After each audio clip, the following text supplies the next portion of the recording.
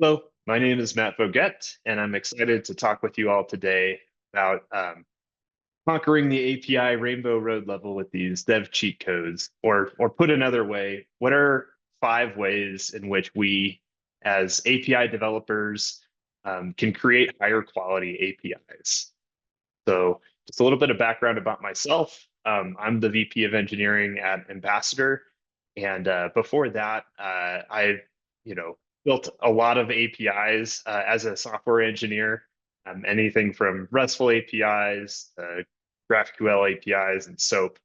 Um, and so I've been through a lot of challenges when creating these APIs, and so I'd like to share kind of from my perspective some of the challenges that I've run up against, and then also kind of take a look forward too, and how can we build better APIs, especially in this age of AI. So our agenda for this talk today, we're going to start by talking about some of the challenges in API development. And I think 2 of these challenges reside around 2 themes, one being lack of API specs, as well as how can we optimize our developer experience or ways in which we can be more productive when we create our APIs. And so here's a quick sneak peek at the 5 cheat codes that I can offer to help solve these challenges and bring better API development. But I'll get into more details on those as we go. So what are some of the challenges that we have? So the first class of challenges, I think, is that we're missing API specs. So 71% of traffic on the internet is done through API calls. However, 85% of developers say that they have a RESTful API, but less than half of them say that they have open API specs. So taking those 2 stats together, we've got a lot of traffic on the internet done through API calls, but not a lot of them have API specs associated with them. What's more is that in this age of AI, right, and the age of MCP servers, a study found that 80% of enterprise AI agent frameworks are going to use an MCP style of service discovery by 2028. So if we put all 3 of these things together, we've got a lot of traffic on the internet done through API calls. We'll probably have MCP servers using these APIs to expose that data, but not a lot of those APIs have API specs. So that kind of raises a lot of red flags for me. Like one, for example, being how can we be sure what these AI agents are going to be returning to clients and users without having a spec to describe the API? So let's break it down a little bit. I realize I'm kind of preaching to the choir here, but what are API specs and why should we care about them? So they obviously API specs are things that can define the contract, the API contract between a server and a client. They can really be used as a source of truth for validating that contract. But they're also useful in promoting governance around API development, as well as ensuring that we're following best practices, especially with things like security. But I think that specs are even more important now today than they ever have been, because they're blueprints that things like AI and other tooling can use.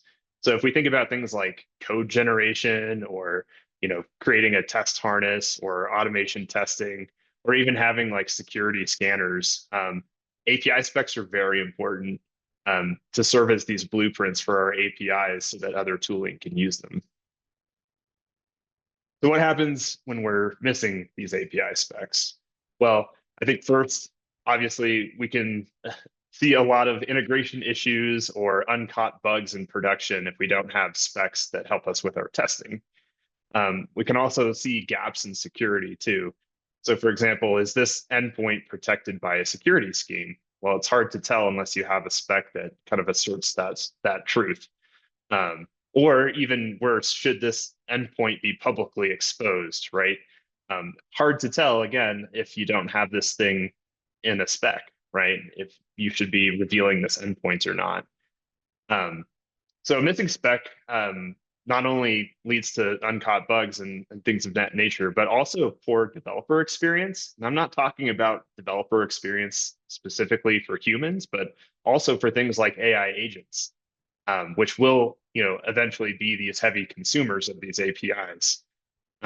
So a bad developer experience for AIs, for example, may at best lead to bugs where it just doesn't work, and at worst could lead to things like massive data leaks where the AI is using endpoints that it shouldn't be using or exposing data it shouldn't be using. So all that to say is that um, we have even more challenges in this AI world, and I think that missing specs is not going to help us. So let's kind of pivot to the other side of the coin of API development here and talk about these things called development loops. And so, our challenge when creating APIs is how can we be productive, right? As we go through our development life cycle. So I like to picture things as like two development loops. There's this inner loop and this outer loop. So on the inner loop, we've got things like a developer might do every day when building an API. They'll write code, they'll build that code locally, they'll try to test it out, debug things that might be happening, and then eventually get to a point where they commit that code, and then they enter this outer loop of development. So the outer loop, think in terms of like CI, right? I've got CI workflows that will, um, run automation tests or deploy my changes into an integration environment so that my team can test them out, right? And then eventually we'll deploy those changes into production. So if we're thinking about productivity and these development loops, we want to keep this inner loop as fast as possible because the developer is going to be executing it multiple times when creating something like an API. When we think about the outer loop, it's going to be slow and it's going to be done remotely. So we want to make sure that we avoid running that outer loop multiple times. So think about finding a bug in an integration environment, right? You're going to have to make those bug fixes locally and then push them back out again to this outer loop in order to get them redeployed. So we want to execute that outer loop as few times as possible. We can also think about these infra trade-offs too when it comes to developer productivity. So for example, speed versus quality, right? Let's say I have an application that's composed of a lot of different microservices, and me as an API developer, I want to, change a microservice, but then test it out to make sure that it works with the rest of the microservices running in my full application. So there's this speed versus quality trade-off, right? If I want to do fast iterations on my inner dev loop, I might have to sacrifice the quality of my development environment to make those changes, right? Because I don't want to run the full stack of microservices locally every time I make a change. Conversely, if I wanted to get that super high quality testing, want to run the full stack of my application to test my change, but that really, really slows down my inner development loop, right?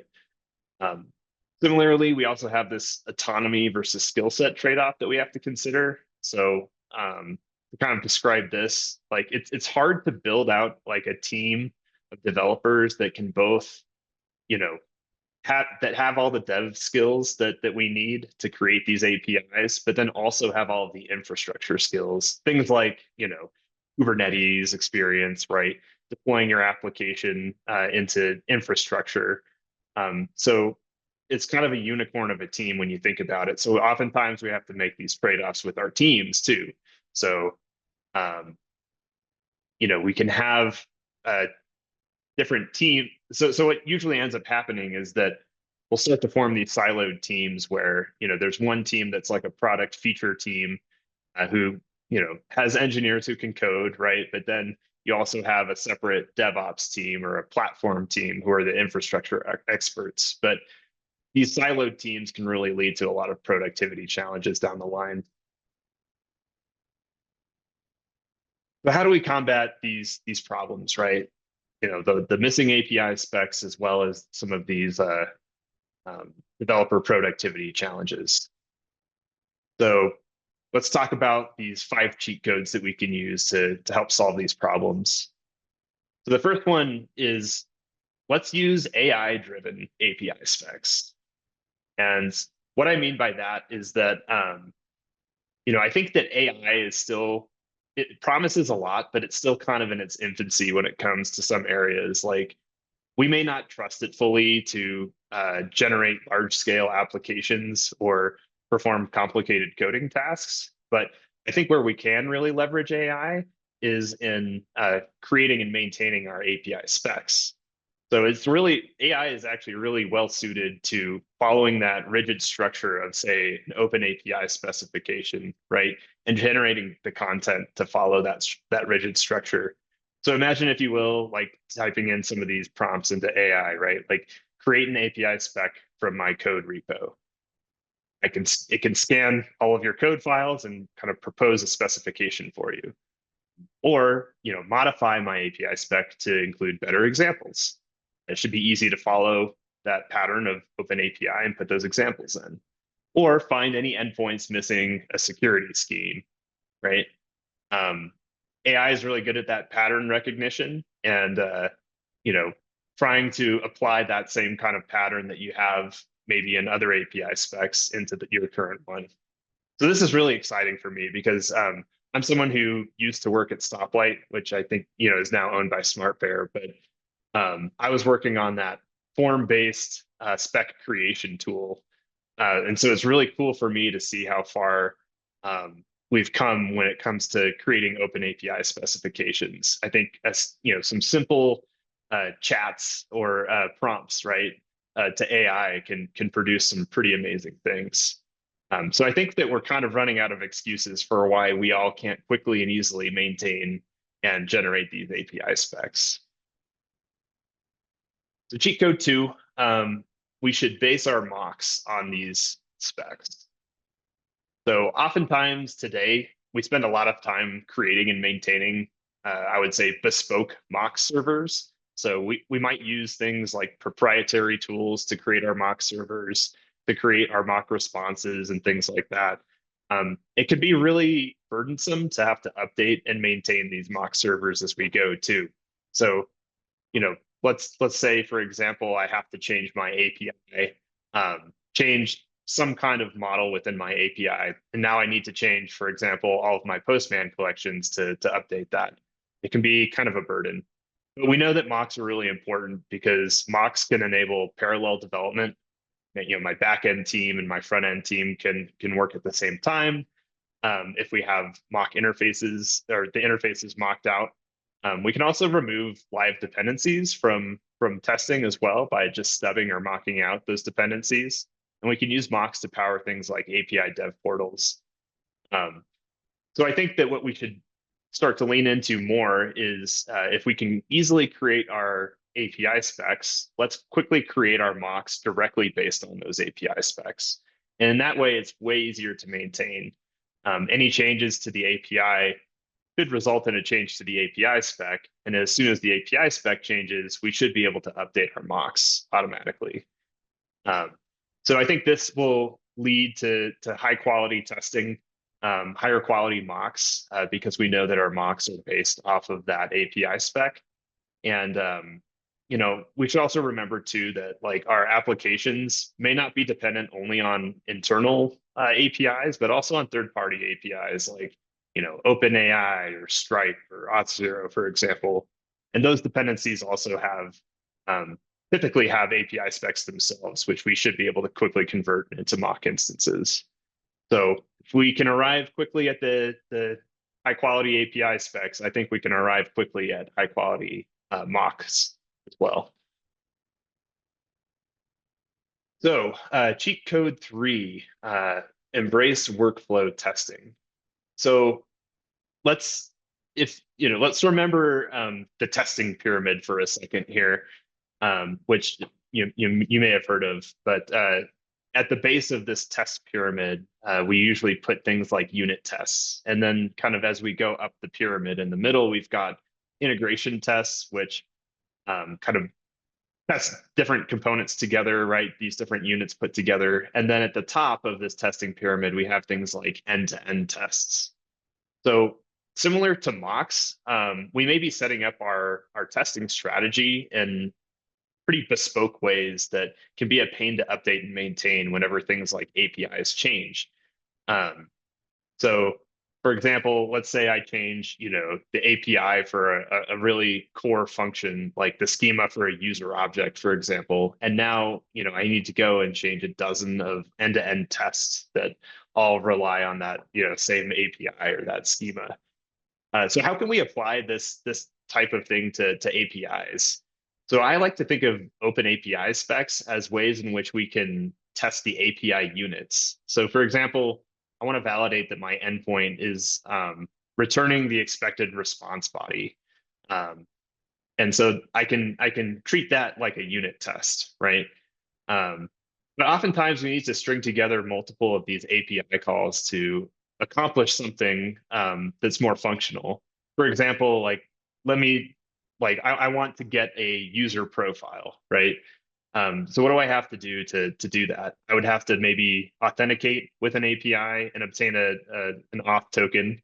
And then I might have to get a list of all users by their IDs, which could be a call to another endpoint.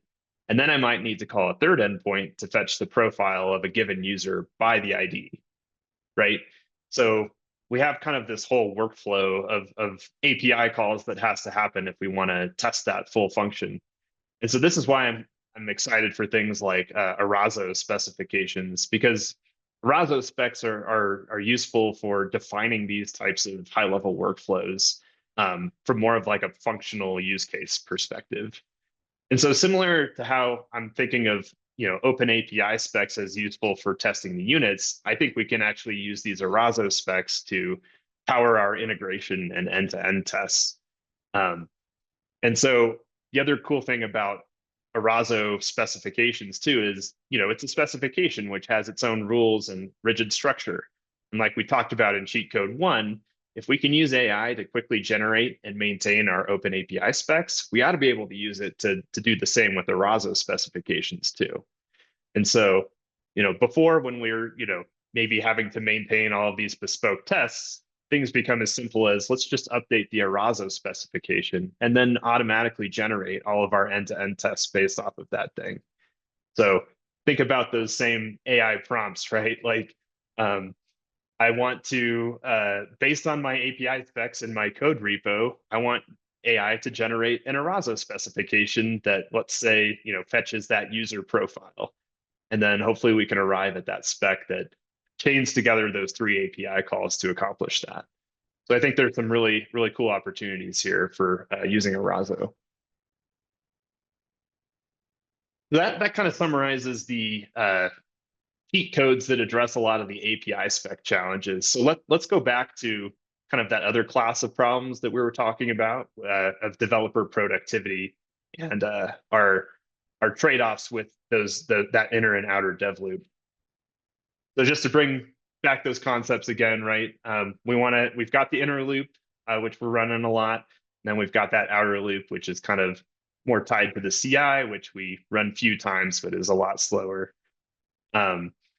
So our research that we've done shows that most teams are still running most components locally, like running and testing things locally. But there are trade-offs to doing that, right? So the more of our application that we run locally, we risk slowing down that inner development loop.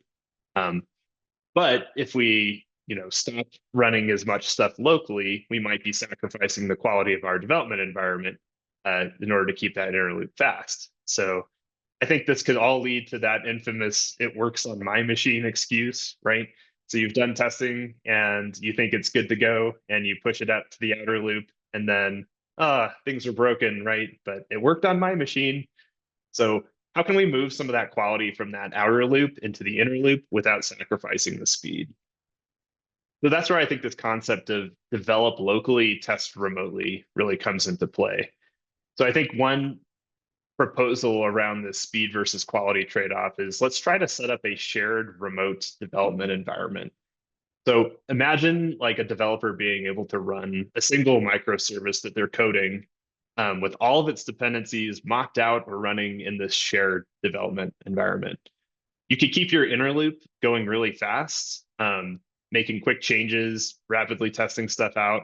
without really sacrificing the quality of your testing. So this remote development environment no longer needs to exclusively run or with a remote development environment, your app doesn't exclusively have to run on local host anymore either.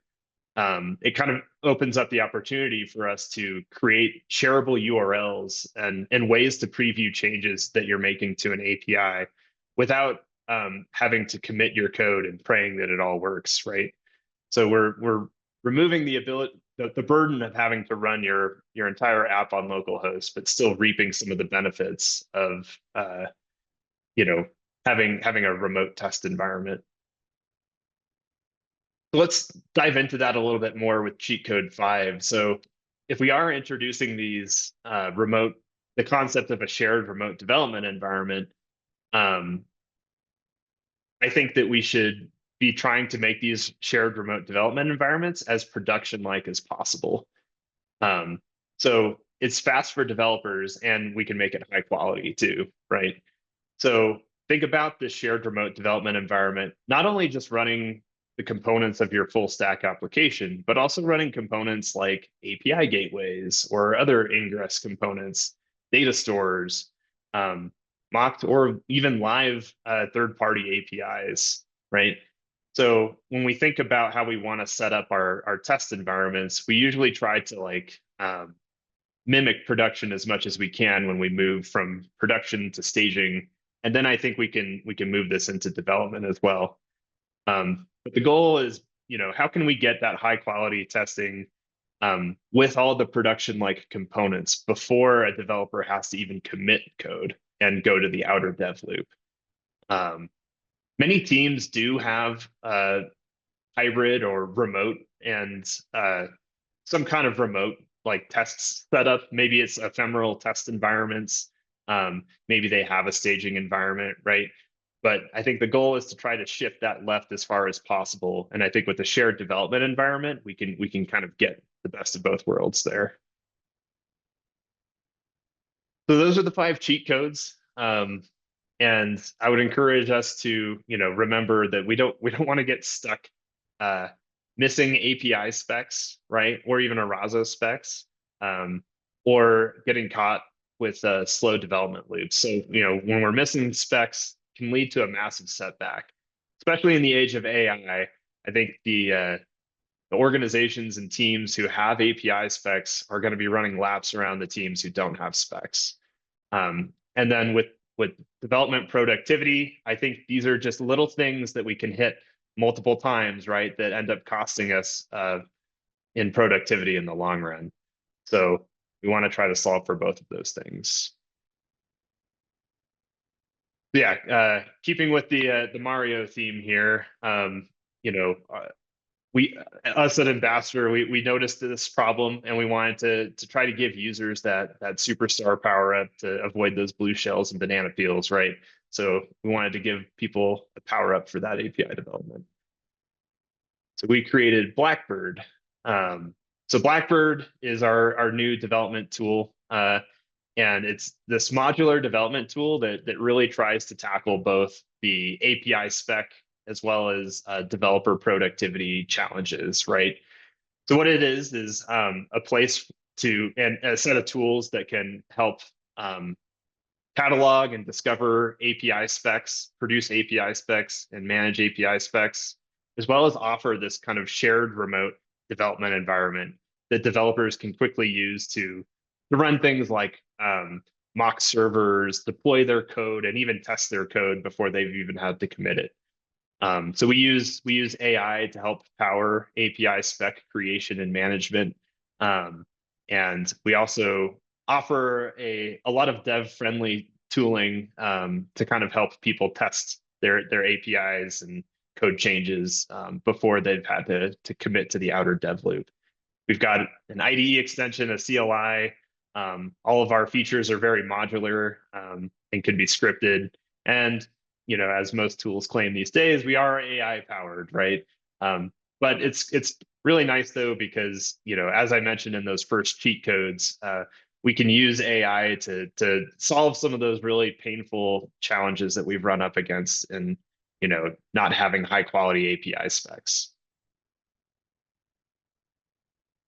So I would encourage everyone to go check it out. You can go to getblackbird.io and start a free 30-day trial of Blackbird, and come talk to me or reach out to our team if you have questions about it. Um, I would encourage you to try it out for free, and let me know what you think. And thank you so much for joining my talk, and I hope you found it useful. Take care.